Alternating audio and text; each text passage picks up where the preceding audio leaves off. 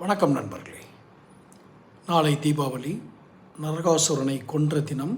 அதாவது மிகப்பெரிய பலம் வாய்ந்த ஒரு சக்தி தன் வரம்புகளை மீறி அட்டூழியங்களையும் அநியாயங்களையும் அப்பாவிகளை துன்புறுத்துவதையும் எளியவர்களை வாட்டுவதையும் தன்னுடைய காரியமாக தொழிலாக செய்து கொண்டிருந்த நரகாசுரனை அவன் பெற்ற தாயை கொன்றொழித்தது தான் வரலாறு. அப்போ நரகாசுரன் எதனால் கொல்லப்பட்டான்? அவன் வரம்பில்லா வலிமை பெற்றவன், ஆனால் வரம்பு மீறிய அதர்மங்களை செய்தவன் என்பதால் கொல்லப்பட்டான். இதுதான் தீபாவளியின் சுருக்கமான வரலாறு. இப்போது நவீன நரகாசுரனாக உருப்பெற்றிருப்பது, ஏற்கனவே நான் வீடியோ வெளியிட்டிருக்கேன் அதை பற்றி. நவீன நரகாசுரனாக உருப்பெற்றிருப்பது யார்? மது. அப்போ அதுக்கும் இதே மாதிரி தான் வலிமை. மது என்பது ஒரு ரசாயனங்களின் கலவை. அதை தகுந்த முறையில்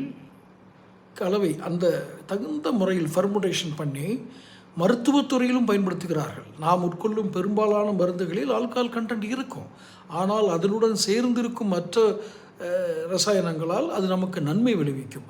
ஆனால் இந்த மதுவில் கலக்கப்படும் மற்ற ரசாயனங்கள் நன்மை விளைவிப்பவை அல்ல என்பதால் இந்த மது அரக்கனாக மாறுகிறது.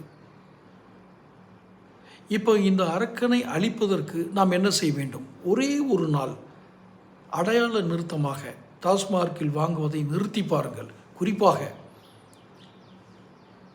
நாளை தீபாவளி அன்று நீங்கள் ஒரு நாள் உங்களால் நிச்சயமாக முடியும். வேறு எந்த மருத்துவமும் மருந்தும் எந்த மருத்துவ வசதியும் செய்யாத ஒரு விஷயத்தை உங்கள் மனம் செய்யும். என்ன? அந்த ரசாயனத்தை வாங்குவதை ஒரு நாள் நிறுத்தி பாருங்கள். அந்த மதுவை வாங்குவதை தீபாவளி அன்று, நாளை 20 அக்டோபர் அன்று மட்டும் நிறுத்தி பாருங்கள்.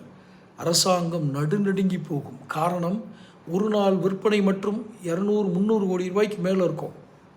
ஒரு நாள் வருமானத்தை இழந்தால் அரசாங்கம் நடுங்கும். காரணம், ஏற்கனவே அவர்கள் கடன் வாங்கித்தான் வாழ்க்கையை நடத்துகிறார்கள், அதாவது அன்றாட ஆட்சியை நடத்துகிறார்கள். அவர்களிடம் இந்த இரக்கமெல்லாம் வராது. இனியும் அவர்களிடம் இரக்கத்தை எதிர்பார்க்காதீர்கள். இந்த மதுவை அவர்கள் குறைத்து விடுவார்கள், டயத்தை குறைச்சது, இது மாதிரி இந்த ஜிமிக்ஸ் வேலையெல்லாம் இவங்க தகப்பன் பண்ணது. இப்போ இருக்கிற முதல்வரோட தகப்பன் பண்ணது. தகப்பனார்னு வேணால் மரியாதை சொல்லிக்குவோம். அதுக்கு வேறு வழக்குகளுக்கு போட்டுற போகிறாங்க, அப்படி சொல்லிக்குவோம். ஆனால் ஒரு நாள் டாஸ்மார்க் வியாபாரம் நின்று போனால் அரசாங்கம் ஸ்தம்பித்து நீங்கள் சொல்வதை கேட்பதற்கு செவி கொடுப்பார்கள். வேறு எதிலையும் நீங்கள் அவர்களை அசைத்து விட முடியாது. செய்து விடுவீர்களா? தொடர்ந்து பேசுவோம். சேனல் சப்ஸ்கிரைப் பண்ணுங்கள், நோட்டிஃபிகேஷன் பெல் பதிவு பண்ணுங்கள்.